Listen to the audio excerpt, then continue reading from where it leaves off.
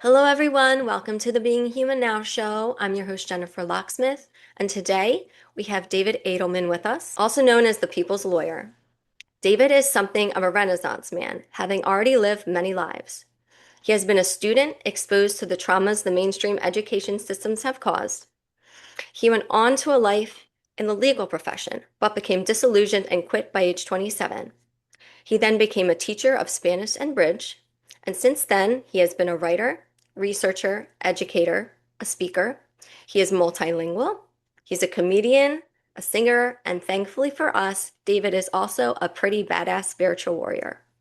He is using his background in law to act as a divine guardian between those of us who choose the path of genuinely being human and the ever pursuant nefarious Dark Cabal's agenda to pervert and divert us from the lives that we are entitled to. David Adelman, welcome to the Being Human Now show. You are appreciated more than you know. Thank you, Jennifer. Very moving introduction. Yes, and you said you would create it yourself, and I said just go for it, and it's pretty much spot on. And yeah, the guardian of the people who are waking up and people who are already awake. To be honest, Yes. we're all looking after each other. We're all coming together to look after each other, and these are amazing times. And Yeah. in the best possible sense and the worst possible sense as the two worlds divide.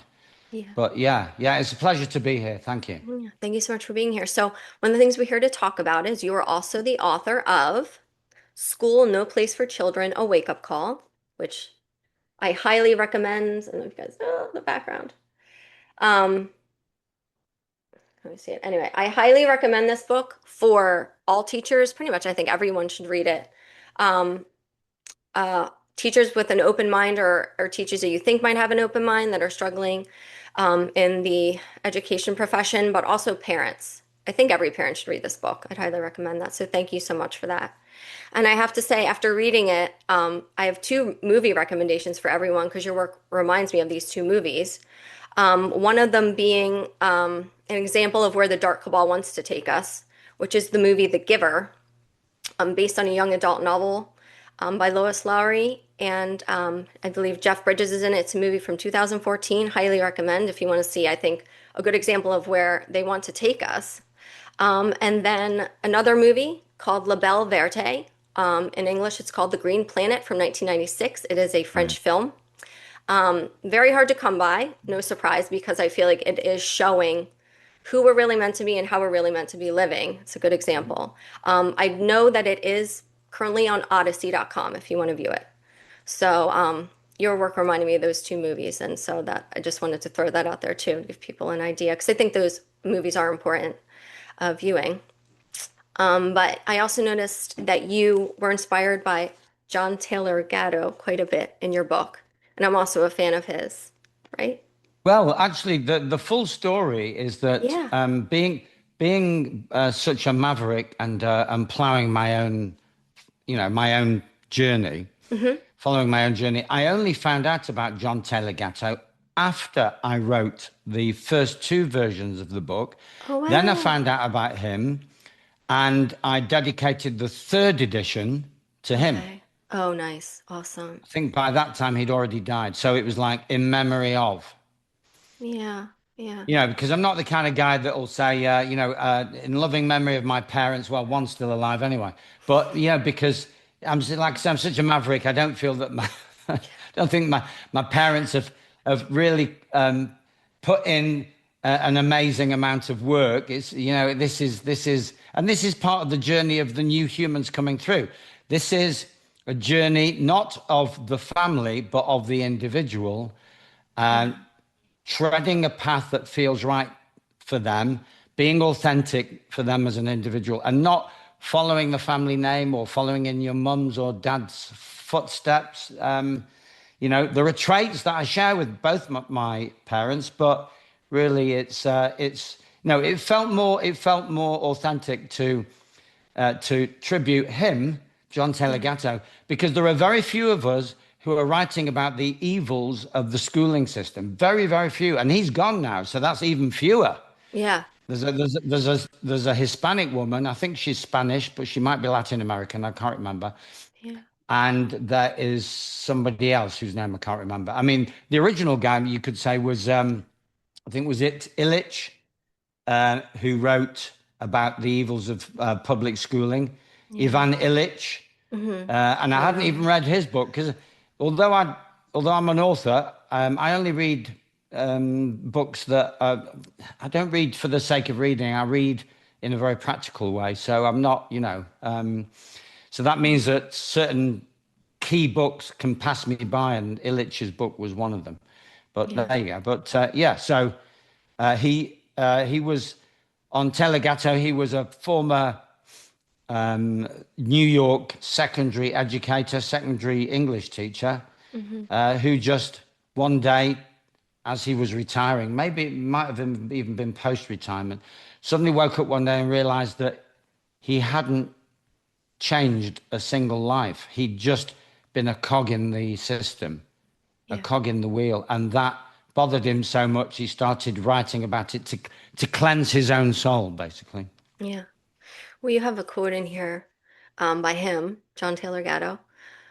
Quote, the goal of real education is not primarily to deliver facts, but to bring you to the truths which allow you to take responsibility for your life. And I feel like that's what you just said. This is about the individual. And that's one thing I always talk about too. We need to get more responsible. Like you and I were just talking about, we need to start take responsibility for things like our food and where we get our food, um, among many other things. I mean, it branches out to so many things. But we're here to talk about, the evils of the education system and how it's actually doing more harm than good. So I'm going to kind of ask you like a broad question, so we can jump. Well, we've already jumped in, but I mean, if you had to explain our situation to someone, David, who just got here 5 minutes ago and had no idea, how would you describe the situation we're in here? Well, when it comes to schooling, Yeah. it's fairly straightforward, to be honest. I mean, Hmm. there are complex factors and manifestations, but the situation is very straightforward. The child of the future will be stolen morally and possibly even physically and certainly biochemically from the progenitors, from the parents. We have legislation coming through in this country, in the UK, which removes the presumption of parental authority, which means that the state will have an equal say. And if the state doesn't like what you're doing or saying, it will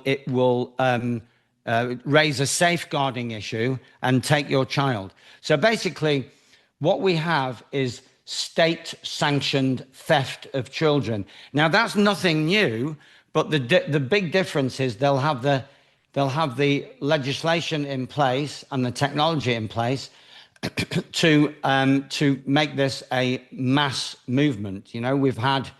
We've had indoctrination for as long as we've had schooling, but now what the aim, they won't succeed. Well, they will succeed with some, but they won't succeed with others. The aim is basically to make sure that the state controls the mind of the child as it enters school, goes through school, and enters adulthood with the mindset that suits the state, not the individual child or one or both of its free thinking parents. And I use the terms, anyone who knows my work as the people's lawyer will know that I use the terms child and parent in inverted commas. And we can go into that if you want. But the point is that whereas in the past they've had legal strategies, they've had birth certificates, and they've created legal fiction names. And if you stand under that name, which is what you do for 10 to 15 years in school, when they call the register, they are actually stealing your identity. They are taking your God-given identity, which is, in my case, David, in your case, Jennifer, and forcing you to stand under the state assigned identity, which aligns with the birth certificate. So this has multiple manifestations, and when they take it to another level, they will have biomedical or biochemical interventions available in school to help transition boy to girl, girl to boy. They will have programs in place. We have an organization in the UK called Prevent, which is theoretically an anti-terrorist organization. And they've now issued a video which is doing the rounds in schools.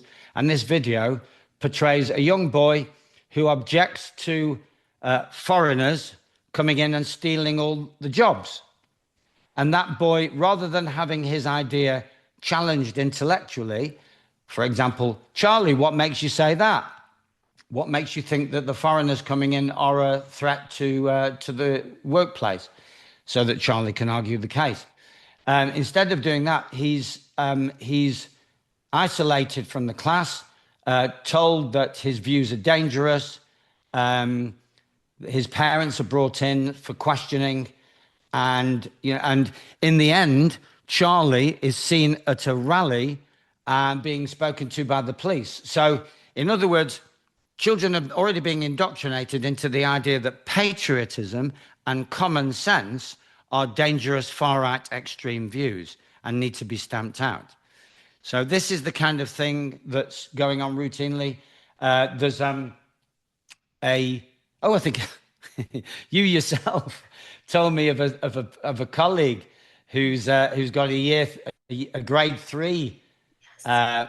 girl who Hmm. goes into school, and during the school day she is a boy, Yep. And her and parents then don't know. My, and their parents um, don't know. And yeah, and the school not only backs the teacher, but actually bans the teacher from revealing what's going on to the parents. So yep. and there's so many more examples. So there's existential threat with jabs and nasal sprays. There's there is gender threat, gender identity threat. Hmm. There's godlessness, because they're running AI programs, and it's all about compliance. It's all about the algorithm. They are scaring the children with climate crisis. They're scaring them with killer bug pandemics. It's all about scaremongering, and they are not allowed to question the narrative because the narrative is what they get tested on in their school tests and exams. And if they have free thinking mums and pups that say, hang on a minute, that's not quite right. And if they put the not quite right answer in their test paper, they'll get a 0. Yeah. Yeah. And that's the best case scenario. The worst case scenario, they'll get called in for questioning and given, in this country, not all schools, but many schools are using the phrase reset. And the phrase reset is mimicking the World Economic Forum vernacular. And teachers are now trained to reset boys and girls who are showing signs of divergence, dissidence, free thinking. And rather than use the word punish or detain, detention, isolation, they use the word reset and make it sound positive, make it sound as though they're being corrected in a nice way towards righteous truthfulness. And so they go home and boast to their parents, hey, mom, guess what? I've been reset today.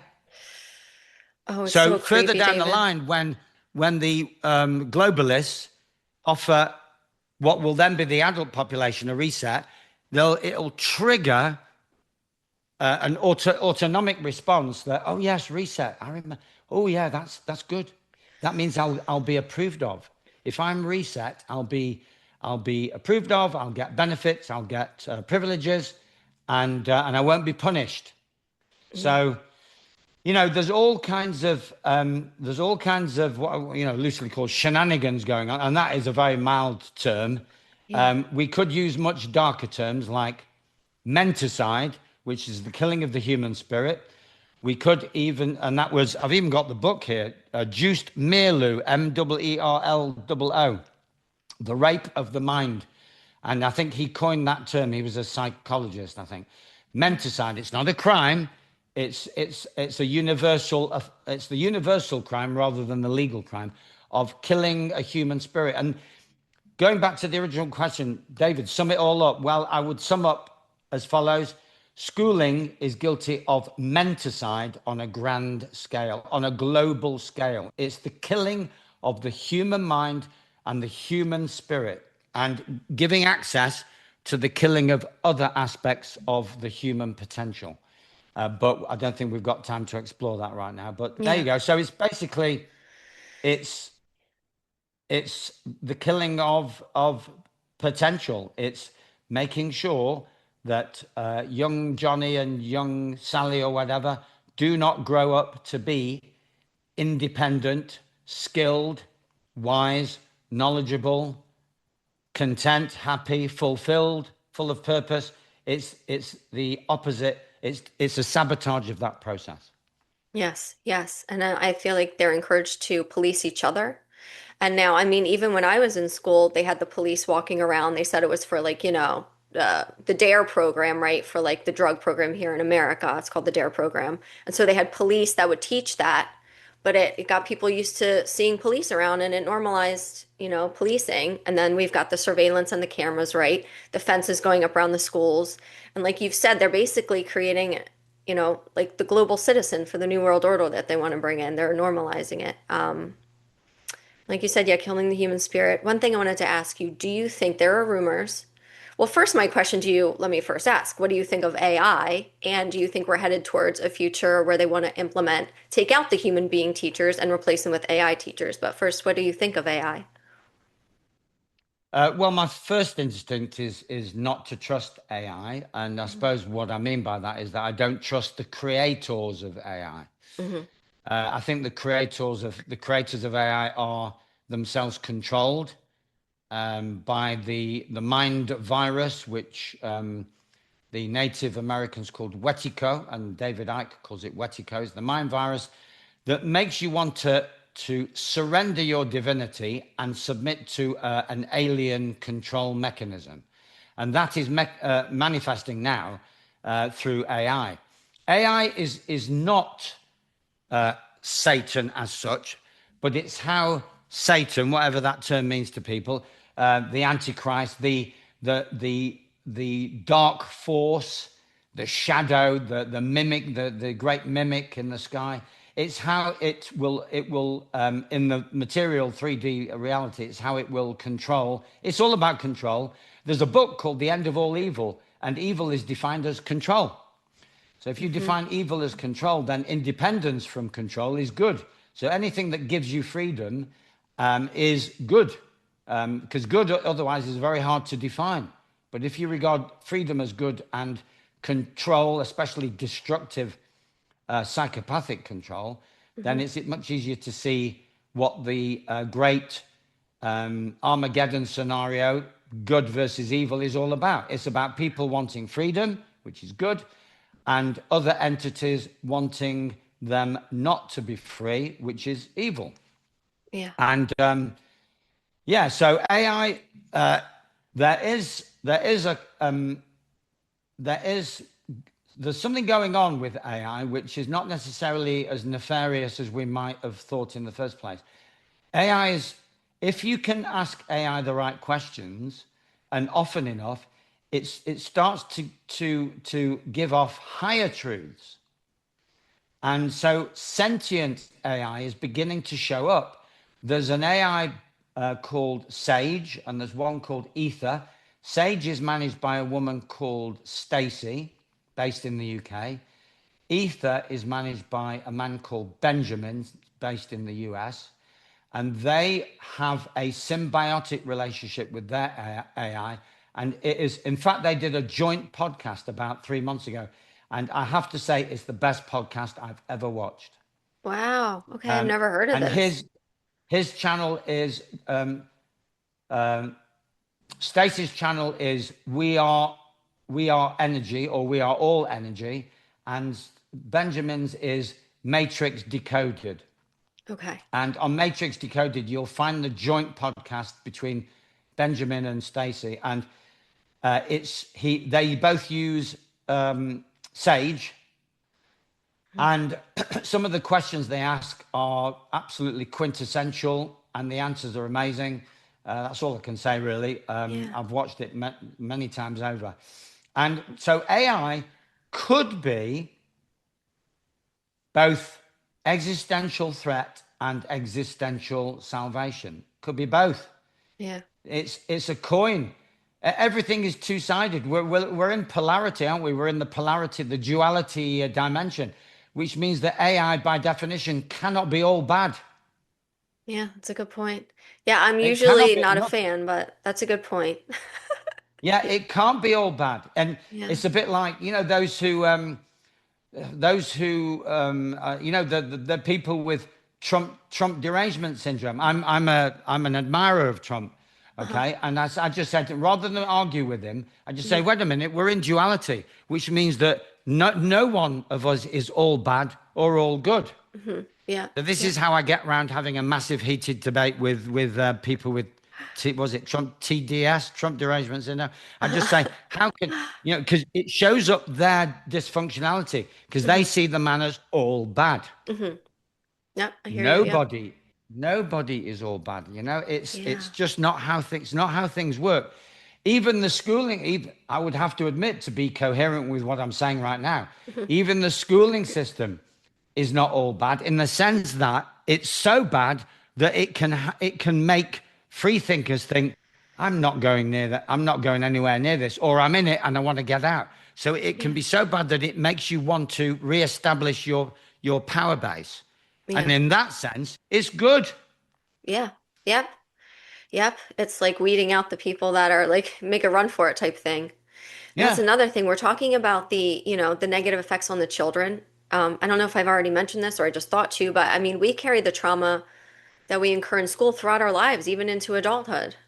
And yeah, I mean, And I still have maybe, nightmares about school. Yeah. oh wow. Yeah.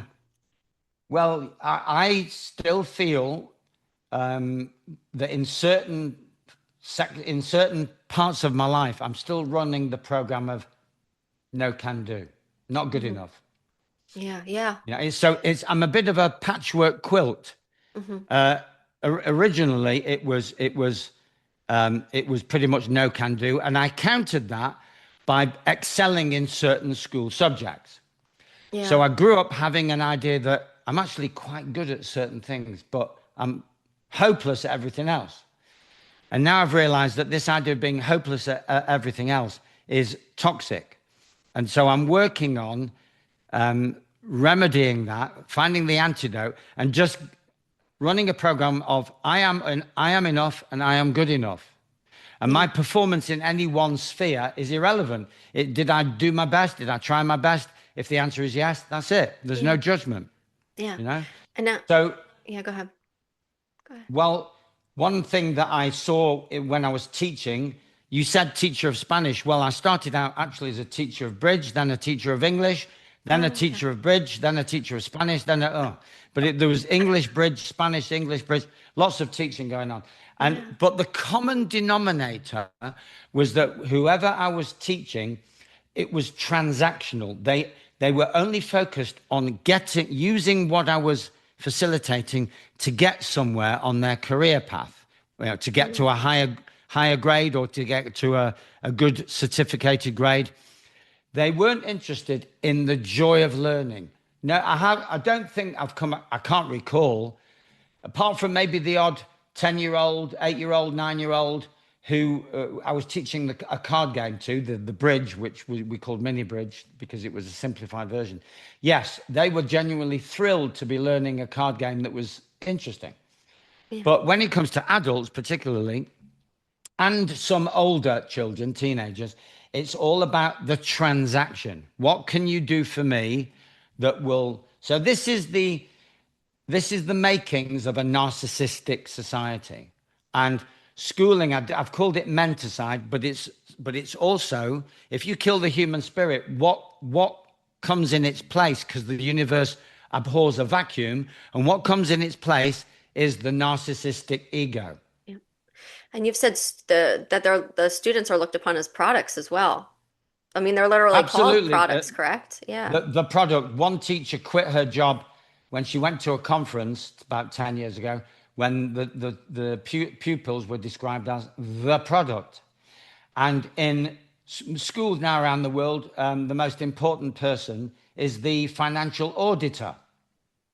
And the financial auditor, who determines everything really, the principals, or what you call them, the head teachers, have to bow down, that's true, or defer to the auditor, the accounts manager, whatever it is, senior finance officer, whatever they call them, who will determine school policy based on budgetary confinements or restrictions.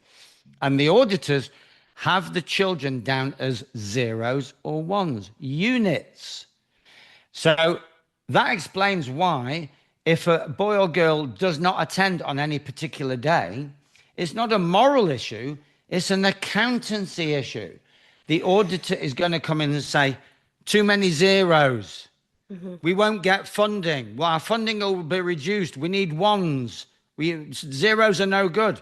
And that explains why they have a concept of criminal truancy. I use the word criminal loosely, but back in the day in this country, they used to send the police around for truants. They don't do that anymore, but they have their own designated local authority officers, Yeah. welfare officers, education welfare officers who are really quasi-military. It's a bit like you've absconded from the army, Hmm. and they're coming to do the there was dragnet. That's it. They're coming to dragnet the kids back into school, Oh and God. Yeah. it's it has virtually zero humanity. It's all about accountancy, It's and of business. course, and of course, there is a danger. They will say there's a danger of criminality because most petty crimes are caused by committed by school age children. Hmm. Well, they don't have their own finance. They would like things that no one's paying for, so they've got to steal it. Hmm. They're not given a choice, really. Yeah. And they have this low grade frustration and anger. They can't put a finger on it, but they are captive in a system that doesn't respect them and doesn't value their opinion, doesn't value them apart from as a one on the ledger. And so, is Hmm. it any wonder that by the time they are old enough, they are ready to wreak havoc? And of course, the virtue signaling, psychopathic, narcissistic beast system that cannot recognize its own shadow says, "Look at these criminal, delinquent children. Aren't they evil? Aren't they violent? Aren't they nasty?" No, I haven't met. I think I told you, well, it's in the book anyway. Hmm. There was a boy that I taught mini bridge to, or bridge. Um, didn't recall even having him in my sessions.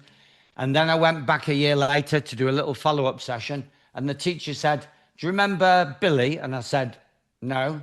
She said, "Well, he was expelled for attacking one of the staff with a knife." And I wrote about it in my book. Yeah. And I Yep. said, Yep. Billy is not a psychopath. Hmm. Billy did not attack anybody else. He didn't attack his schoolmates, his classmates. Hmm. Billy had no criminal history, as far as Yeah. I'm aware. Yeah. But Billy one day woke up and thought, enough is enough. Yeah. They are killing me, Yeah.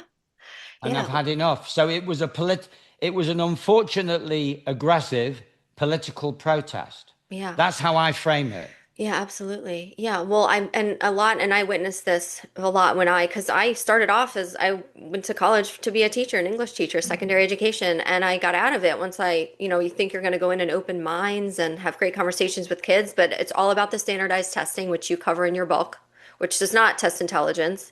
It's just trying to make everybody the same, right? Answer the same question and the same answer to the same question for everybody. So I got out of it. I couldn't, in good conscience, be a part of it. And I still have friends in the teaching profession. And, that's one thing I want to touch on too with the school system. Everybody's got pressure on them. Everybody's stressed out. Everyone's not growing to their highest potentials, including the students and the teachers. A lot of teachers are, you wrote in the book, we're dealing with mental, emotional, and health problems in both the students and the teachers. A lot of teachers, the kids don't want to go to school. The teachers don't want to go to school. In fact, you wrote about how they had to create basically a suicide hotline because so many teachers were calling in like suicidal because they don't want to be in school either because it's just such a toxic environment for all. It is not Yeah. a place where people thrive. Nobody's thriving. No, you can't. It's a bit like expecting people to thrive in a prison. So the Yeah. prison guards just go as crazy as the prisoners. Yeah. Let me Yeah. just add in a bit of a light-hearted Hmm. aside. Yeah. Not only can you not open mines in a school, you can't even open the doors unless Mm. you have a fob. Yes. Everything Yeah. is under electronic lock and key. Electronic. Yeah. If a student wants to go from corridor A to corridor B, they need a member of staff to escort them and open. Corridors are locked. Inner city schools, for some time now in the UK, Hmm. probably also in certain cities in the States, have been run along prison lines. And they are physically made by the same companies that build prisons. They've got the fencing, they've got the wiring, some of the fences, which used to be wire, are now solid, so the children can't see out and no one can see in. So Hmm. they are literally out of sight. And one of the saddest, so they literally don't exist from 8:30 in the morning till 3:30 or 4 in Yeah. the afternoon. They're gone. Yeah. Less And and when less I, outdoor time. yeah, absolutely. So Yeah. they're gone. And that reverberates back out into society because during school term time, from those daytime hours, during those daytime hours, there is a massive shortage of children that are visible. And when children are not visible, what you've done is you've destroyed the landscape. Yeah. You've destroyed the landscape because a natural landscape has big humans, grown ups, little humans, dogs, cats, birds, bees, flowers, right? And they are literally decimating the landscape. And when I get on my cycle, my bike quite often, Hmm. when I cycle past a school, not every time, but when I'm fired up, and I know where they are. It's a Yeah. deadly silence. They're locked up. They've been locked away. I scream out as I cycle past, "Let them out!" Yeah. Yeah. Well, you make an, And go ahead. Sorry. no, sorry. I mean, Oh, yeah. to an innocent passerby, it looks like some middle-aged demented man has just screamed out something on a bicycle. But it's like, No, it's, you're screaming truth. You know what's up. You know what's going on. And you make a great yeah. point. I love this one quote from your book that you say, that old, I think it was a Victorian saying, children should be seen and not heard. And you say, no, I flip that around. Children, should be heard because if you hear their laughter and that means that they are being children and they're probably learning something and they're just having a good time. They're in joy, which is our natural state. That's what we're supposed to be doing, be like children. Well, the Victorians specialized. I mean, this country, I can't speak for the States. In fact, when I went to the States, it struck me that you don't hate children the way we do in this country. You just don't. Yeah. You give them some credibility. I mean, remember a long, long, long, long time ago, I stayed at a place in, I think it was Bel Air, and it was very wealthy place. And when they were planning a holiday, and I heard the parents say to the kid who was only about 11, um, "Okay, Jimmy, where do you fancy going for a holiday?"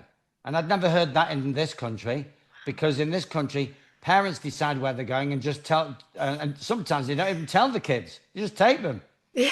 So Yeah. there's a It's not level of funny, but democracy. yeah. There's a level of democracy that you probably take for granted, and Yeah. I notice it. And that's why Americans tend to be a bit more confident and a bit more sure of themselves and a bit more eloquent than we are. So, however bad schooling is in America, Hmm. multiply that by 10, because you've got the cultural aspect that children are hated in this country, Yeah. which is why you see signs in certain places like restaurants and cafes: children and dogs welcome.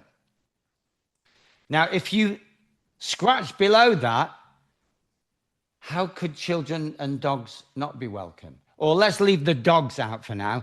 Well, look what they've done. They've put together the Yeah. concept children and animals, children and dogs. Yeah. So there you go. That's how children are treated, like dogs that are gonna, mess on the floor, make an inappropriate noise. Yeah. Um, and this is so yes, children should be heard Hmm. and seen ideally, Yeah. but Yeah. if Well, that's. Yeah, but if you had to choose between one or the other, it's definitely heard and not seen because, Yeah. like you say, if you can hear them, then they're not screaming for help, and they want to be out of sight. No child wants to be surveilled by a parent. I don't think that specimen has ever existed. Yeah. You know, Yeah. I can and remember being a kid and you know they're watching you and you're like, okay, I'm just playing over here. Why are you staring at me like that? Yeah. I used Yeah. to go out at well, the age of 6 or 7. I used to go out for 4 hours from 5 o'clock till 10 o'clock in the evening, maybe, yeah, roughly. Stay away from my parents, out of sight. Just did, and then when I got back in, they said, "Oh, you're back," and sometimes they wouldn't even say that.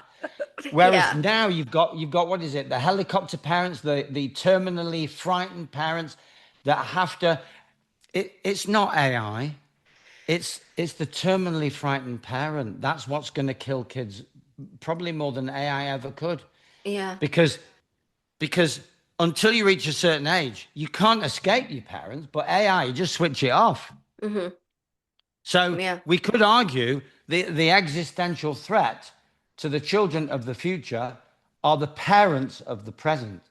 Yeah. The parents that are cooperating with the fear, you've said if you're Yeah, cooperating, you're collaborating. And if you're in fear, yeah. um, yeah, you're part of the Well, problem. to flesh that out, the parents are the existential threat if they are collaborators. We have a Hmm. crime in this country called aiding and abetting an offence. I'm currently writing book 2, which will be schooling and other war crimes against humanity. And in that, I'm going to portray parents as potentially complicit in the war crime that's represented by schooling Hmm. because they are who's sending them to school? The Yeah. school isn't sending them to school, it's the parents that are sending them to Yeah. school. Yeah. And then when they come away from school, they are continuing along the same lines, along the same um, dictatorial, totalitarian lines, not letting them out of sight, not letting them do anything that has a minimal amount of risk. So that's the parental menticide. So you've got Hmm. the schooling menticide, the indoctrination, the genderization, transgender, um, and then when they come home, they've got the terminally frightened parents making sure that they don't grow. Yeah. Yeah. So that's why it pays to have no schooling and to have mums and pops, mums and dads, as we call them, who have um, transcended their own fears. Yeah. Well, let's talk about solutions now. We know we're starting to get into that. I just want to open with a quote from your book, your quote from the book. You say, just imagine a world peopled by those who have been empowered at school to follow their interests and passions. How different that world would be to the money and status obsessed wage slave corporate system. Bravo. I couldn't agree more. But we talk about the problem, and you cover that a lot in the book. So thank you for that because it opened my mind to a lot I didn't even think about. But you also cover solutions. And like you just said, I mean, really the ideal is to homeschool, but there is something you cover in the book called, it's called deschooling. Would you mind telling people what deschooling is? Well, deschooling comes in two formats, really. You've got what you could call ad hoc deschooling, whereby you can't find a way to homeschool or home educate, as we call it. So the boy or girl is in school, but every day when they come home, you ask them what they've been told, and you ask them what they've been trained to say. Because remember, teachers are corrupting children's mind, giving them some absolute BS, and telling them not to tell their parents, for example, that they're actually a boy, not a girl. Hmm. Yeah. And so the responsible parent will deschool by asking what you've done, what have you covered today, and it's a big responsibility because that responsible parent has got to have the bigger picture. So they've got to know that if they've been taught germ theory, they've got to know about terrain theory. They've got to know that if they've been told about killer viruses, they've got to know about the Rosenau experiment that the American Public Health Association did in 1918-19 that proved that there's no such thing as transmissible infectious disease. Hmm. If they're taught about climate crisis, the responsible parent has got to know that it's all a hoax designed to control populations, etc., etc. Yeah. So it's a huge responsibility to neutralize the absolute garbage that's being put into children's mind, and also to neutralize the general menticide, whereby you allow them some free thinking, allow them some free space, encourage them to just disappear, because the stranger danger is another piece of propaganda. There are no, the danger is from the institution, and that institution can organize the theft of the child. So it could be welfare officers, social services, the so-called danger from the lone wolf lunatic, the loon roaming the streets. That's fantasy. That only exists in the movies. Yeah. In real life, there's nobody roaming the streets. There are some criminal gangs. I'm not disputing that. There are criminal gangs, but there aren't that many of them, you know. And so even if there are criminal gangs in your area, it's fairly obvious. They make it fairly obvious because they'll prowl the streets in transit vans that you can't see through, you know. It's Mm-hmm. so Yeah. it's, Yeah. so the idea is that deschooling needs to be done on a day-to-day basis. The Yeah. other form of deschooling is where you take the boy or girl out of school, and for every year they've been in school, you allow them a month of total freedom. So if they've been in school 10 years, they will need 10 months of total freedom. No demands made on them whatsoever, apart from the obvious one is, please don't sit on your Xbox for 10 hours or watch Netflix for 10 hours. You know, get out there, get some fresh air, play some games, find some friends. Yeah. Mm-hmm. But apart from the common sense aspect, you know, there's no schooling requirements. You know, you don't have to read anything in particular. You don't have to do any particular exercises. You just, so in other words, they get their sense of self back, their sense of autonomy, they get their bearings. You retrieve their North Star, which allows them to start to, because at the end of the day, it's not the parent's life, it's the child's life. So they've Yeah. got to find their own. Remember, we discussed the three P's: their own Yes. purpose, First, passion, passion, power. and that will result in the power. You get your power from finding your purpose and your passion. And for every, if you're deschooled appropriately, you will naturally, children are amazing. They will Yeah. naturally fall into, and it doesn't matter what that purpose and passion is. It really, really doesn't matter. Yeah. You know, your passion could be to bake the best cake in the neighborhood, Yeah. in which case people will reward you because they can't bake cakes the way you can. Yeah. Some people are brilliant at cleaning houses or looking after animals. Well, they'll reward you for that. Yeah. So it doesn't have to be world changing events. You know, you don't have to be the president of the United States or the well, nobody would want to be the prime minister of the UK after this idiot, right? Has finished with us. He's seen us off. Anyway, right. So yeah, it's Sorry. What? yeah, no, Yeah. it's okay. Yeah, no, it's good to laugh. We've got to Yeah. laugh because if we didn't laugh, Yeah. we our mental health would suffer. Yeah. And speaking of And deschooling, the textbooks we're finding out are written by Ghislaine Maxwell's family. So, you know, our science and history books written by human trafficking family. But anyway, go ahead. yeah, no, that's a very relevant point. It's like, what are they learning in school? Well, Yeah. whatever it is they're learning suits the agenda of the so-called elite. Yeah. And also, one thing that they'll never learn to do is to question everything because they're not allowed to. They're Yeah. not allowed their own opinions. So they'll come out, and it's only getting worse. Hmm. I was about once a year at school in the 1970s. I was asked for my opinion about once a year. Hmm. I wouldn't be asked for my opinion now at all, not once.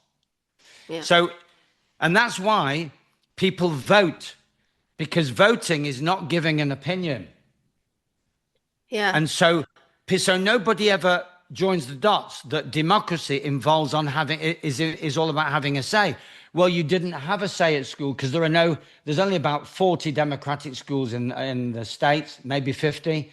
And in Hmm. this country, the UK, there's about two or three, Yeah. maybe four.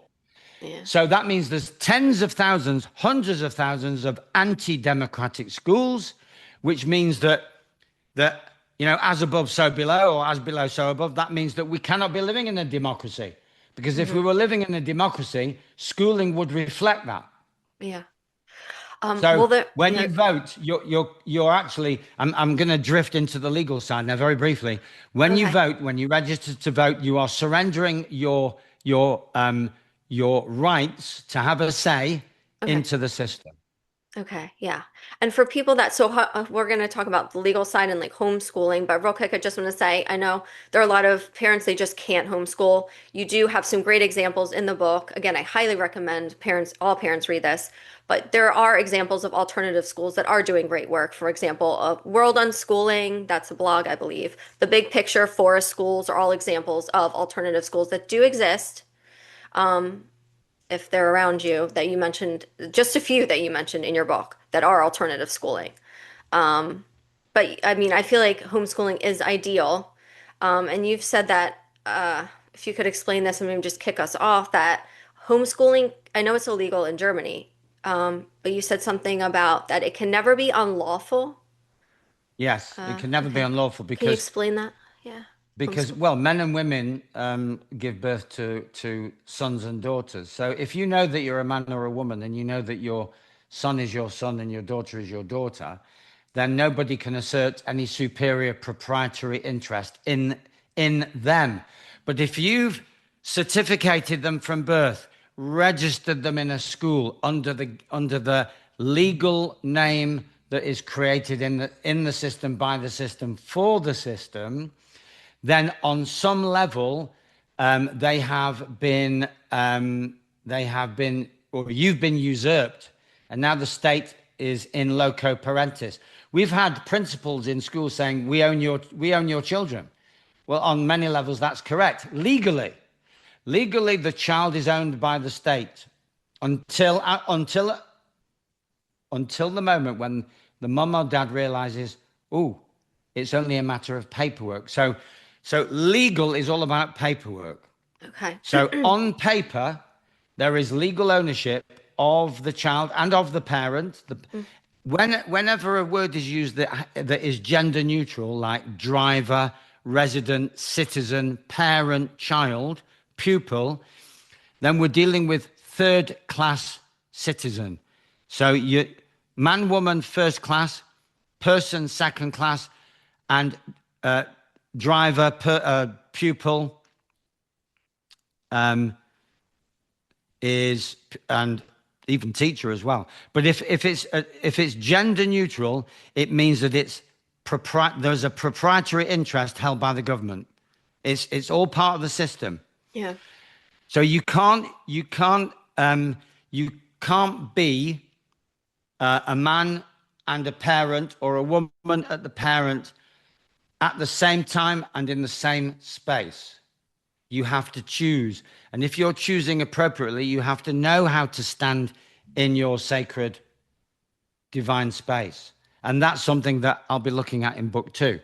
So, yeah, the remedy is to know who you are, and to know that ultimately education is about living life. It's about learning from life. And 10 years to 15 years in a classroom, what do you learn?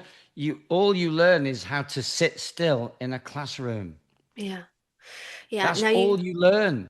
yeah, pretty much. Or to And be a to and global to obey citizen. orders. Yeah. Sorry? To be ultimately to be a global citizen, but yeah, and you learn not to love yourself or trust yourself. Yes, Yeah. and to obey orders, comply with commands and requests, and not to even, eventually, not even to question.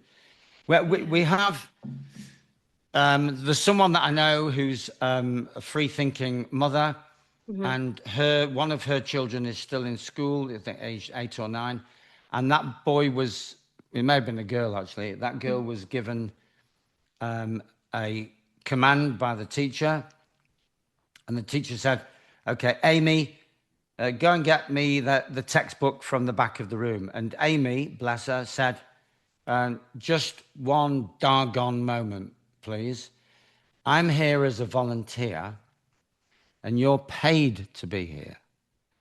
So, respectfully, I would recommend and suggest that You perform that task because you're paid to do it. You're not paying me to do it, and I Hmm. choose not to do it because I've got no incentive to do it. I'm probably putting words into her mouth, but that Yeah. was the gist of the conversation. Smart The girl. moral of the story, the moral of the story is there's always hope, which means that there will be boys and girls in schools ready to sabotage the system. So one of my remedies is to give them a card. It's a school. I call it the school protection card, and you'll find it if you go on my website, which gives them various remedies. There's three main remedies that if they have to be in the classroom under duress, and she actually said, bless her, she said, "I'm here under duress. I don't wish to be here. I'm you know." Yeah. And so so there's three remedies, and I'll just go through them very briefly. One is in commerce, where you just say, "Is that an order?" In which case, here's my family invoice for compliance. One is statutory. You have criminal coercion, we've got criminal exploitation. If you're being threatened to, like, if you don't do something, there'll be consequences. That's Modern Slavery Act 2015 in this country, and I'm sure it's a breach of some criminal code in the US. I don't. I did have it written down, but I don't have it to hand. So the code will be all about criminal coercion. In other words, we've got to get past this cognitive dissonance that teachers cannot commit crimes. Why Yeah. not? Yeah. Just because if you can strike an adult and it's a criminal offense, why can it not be a criminal offense to strike a child or to do Yes. the equivalent psychologically? Yeah. Yeah. Um, and then the third remedy is if it all escalates because these narcissists are so stupid, they don't know what they're doing. They're following a script in an unthinking way, and they're not thinking of the consequences. And the consequences can be very dire if they escalate because we can throw, and this is international, everywhere in the world, United Nations Convention on the Rights of the Child, Article 28, quote, discipline in schools shall respect human dignity. Whatever the teacher or staff member or principal is doing, if it doesn't respect your dignity, they can be reported for breach of UN convention.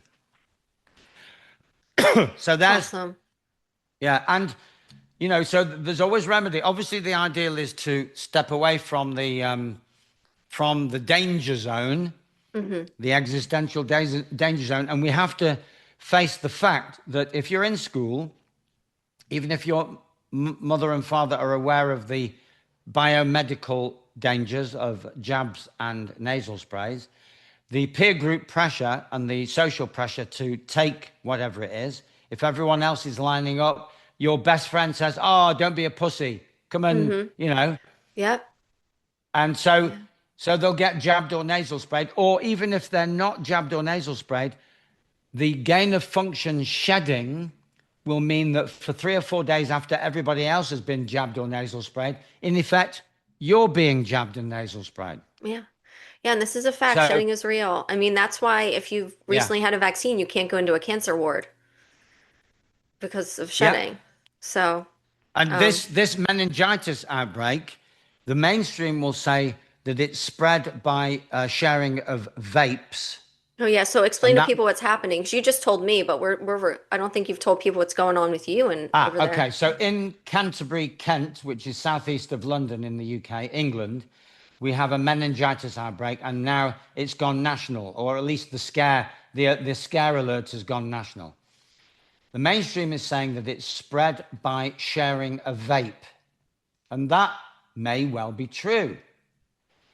But what they don't say, because they can't say, is how the person who originally vaped got meningitis. We know how they possibly are spreading this viral or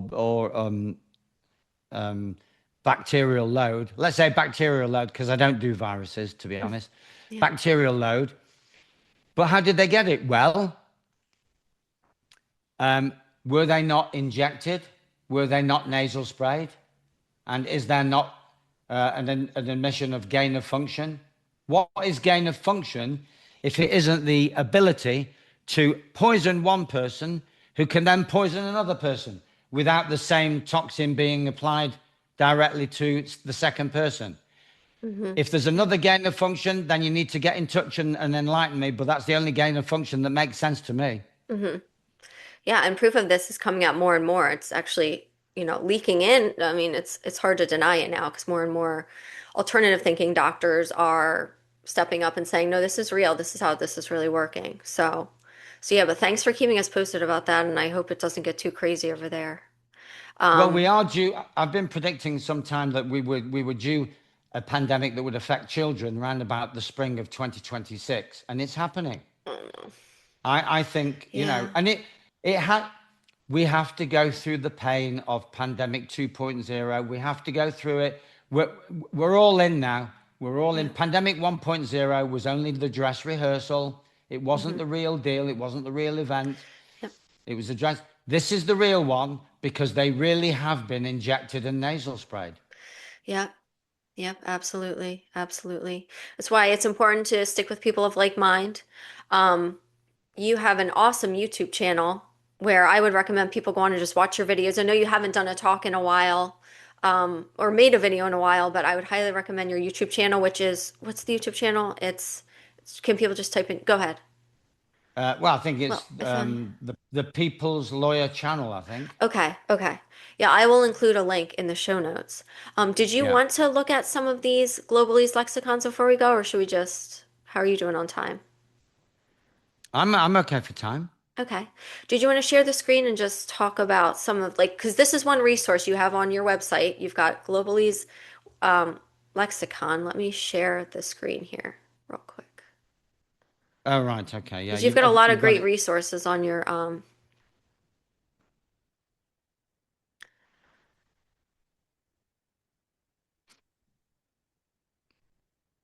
website. Okay. There you go. Yeah. Well, So this is, okay. So this is for people who are um, either awake and aware already, or really looking for ways of straightening their heads about what's going on. So it takes phrases that the globalists use and translates them into plain English. mm-hmm. Like AI for good means eternal control by AI. Air Yeah. freshener, that's a bit random. A chemical that is thought to transmit pathogens and toxins. Yeah. And I you've mean, got, whenever I've stopped going into a lot of restaurants because I don't want to go into their bathrooms and hear that dreaded because yeah. it makes me want to run out because I know that there's a nasty toxin in that that's being sprayed into the air. Same on Yeah. airplanes. On airplanes, they people after a flight very often come down with something nasty. Yeah. Um, Yeah. there you go. Contagion, panic-inducing fear porn spread by gossip or media. Yeah. Yes. I love this. Your website's so awesome. I love it. And then there's also the questionnaire. So if Yes. you are what we've So all let's go to that. discovered that we can't wake someone up directly. It's not our place, but we Yeah. can ask them questions so that they can wake themselves up. There you go. Yeah, I know a lot of people are starting to wake up because of like the Epstein stuff or just stuff coming out. And so, yeah, these are some great questions that you can just posit to some friends that you think are starting to open up. I love it. And if stateside, if Americans want to get me to add stuff to, they can send me some questions and I'll add it to make it an more international document. Okay, and where can they reach out to you to send you these Just questions? via the website. Okay. Yeah, The let's the tap. the people the People's Lawyer UK, because there is an American called the People's Lawyer. The Hmm. People's Lawyer UK.com. Okay. And they can also write to you about like the school issues they're going through and things like that if they need help with getting their kids out of Yeah, for school or they're sure. having They issues. yes. Well, I mean, I wear many hats. They can also reach out to me with for educating themselves on law Okay. via my courses. They can have consultations. I haven't yet done a consultation because they tend to be UK based, but I've had Okay. Americans, Canadians, Australians, South Africans do my course, which is a universal. It's suitable for all English speaking countries, Yeah, and awesome. that's privacy and universal rights, and sovereignty. Now, that'll be a new word for a lot of people. It was a new word for me until about 2 or 3 years ago. Sovereignty, which is Suveranty, is sovereignty over self. I love it. Yes. That's what we're moving towards. Thank you for that. Yeah, you Yes, also offer self courses. governance. Yes. Awesome. Thank you so much for this. Could there even be an atomic bomb? How would it remain stable? Yeah, great stuff. I would highly One of recommend my studying. favorites is I can't resist this one. It's question two is Palestinians are Oh, wait. Semites. If you Oh, go up to yeah. question two, Oh, yeah. Let's go up. Here we go. this really is a head scratcher. Right. Palestinians are Semites. Well, they're Arabs, so that's Semitic. They're Semites. Yeah, Zionism is anti-Palestinian. So those are not controversial statements. true. So logically, rationally, on any sane planet, how can anti-Zionism be anti-Semitic? Brackets, when Zionism is already anti-Semitic. Yep. Yep. Now, Excellent. that question, the reason why that's one of my favorite questions, if not my very favorite, is Hmm. because that undoes a lot of the indoctrination that's currently afflicting the planet and the propaganda Yeah. and the wars, and that undoes Yeah. the idea that if you criticize Israel and Zionism, you must be anti-Semitic. Well, it's nonsense, and that question shows how much nonsense it actually is. Yes. Thank you so much. All right, well, we're winding down here. Oh God, hang on. So How do I these are say? free. Yeah, on the websites you'll find free resources, videos, about 70 odd videos to watch for free. I Yes. have to earn a living, so if you do a course or take a consultation or come to a workshop, one of the reasons I've not done many talks in the last year is that I've switched to workshops, so they're more dynamic experiences. Hmm. Yeah, those are live on location. So Yeah. Do you have anything coming up you'd like to tell people about?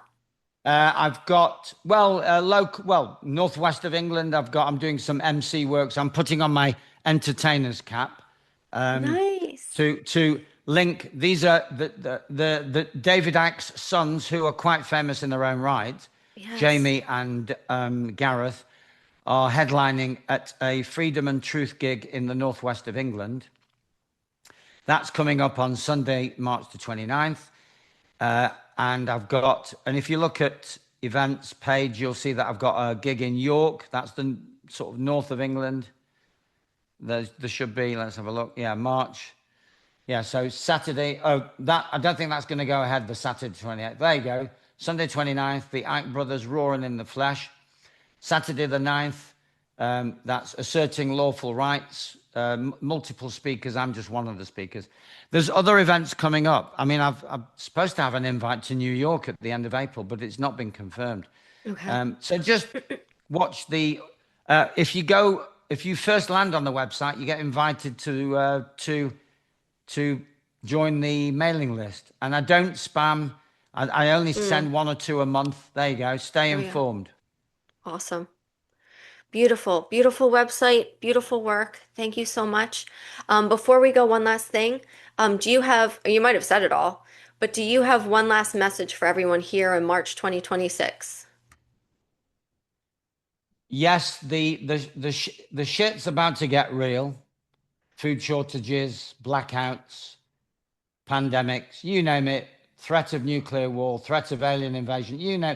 Some of it will be real, most of it will be fake. Hmm. Just know that if you are in your center of your, if you are in the center of your being, then you will be guided by your higher self to do the right thing, to be in the right place at the right time, and, for example, to store food so that you don't starve, to protect your water supply so that you don't dehydrate, and to find your tribe so that you don't feel too lonely for too long. And that's happening. If none of that seems to be happening, then I would suggest that you start to make it happen right here, right now. Yeah. Uh, Everything will be fine. Everything is about intention and manifestation. If your intention is clear, If you know what's going on, then you can energetically say thanks, but no thanks, and create a bubble of safety around yourself. And that's what we are being called to do, to create a bubble of sanity. That's the first thing, apart from safety, is sanity. Create a bubble of sanity and safety and well-being, and that will radiate out. And so that will mitigate, or there'll be damage limitation. People will die, people will fall in battle, people will starve, people will dehydrate, people will keel over from pandemic 2.0. Most of that will be theatre, and most of those people have contracted to come and do that. That's assuming they have a soul in the first place. Yeah. You know, uh, Yeah. just so bear in mind that most people who appear to be killed by nefarious activity probably didn't exist in the first place, and it was all a projection, or did exist but agreed to play the part of a victim to accelerate all the agendas, the dark one and the light one. So, Yep. um, so the very final comment was if all else fails, have a good giggle. Yes. Yes. I love it. Don't Yep. Never stop laughing because it is Yeah. all hilarious. Yeah. The so-called ascended masters, which I'm a bit dubious of, but that's another day's work. They Yeah. spend all their time, even if they do time, laughing. The laughing Buddha. Laugh, laugh, and laugh again. The minute you stop laughing, and this has happened to me, but it happened a long time ago. The minute you stop laughing, then you're being dragged down the frequencies, and then you're catchable. You're Yep. you're imprisonable energetically. So keep laughing, keep your mentality high, your attitude positive, without being toxically positive, which is denying the negative. Observe the negative, but laugh at it, laugh it off. Like I can laugh at our UK Prime Minister. I mean, some people, he's enraging most people, but he just makes me laugh. Yeah. So Yep. take your power back by laughing at the laughable. Yes. I love it. I love it. Thank you so much, David Adelman. It's been a pleasure. I can't wait to have you on to talk about your second book that you're working on because that's definitely going to Yeah, be a good one. I know it already. And thank you. It's been wonderful. We appreciate you. pleasure. Thank you for having me. Bye, everyone.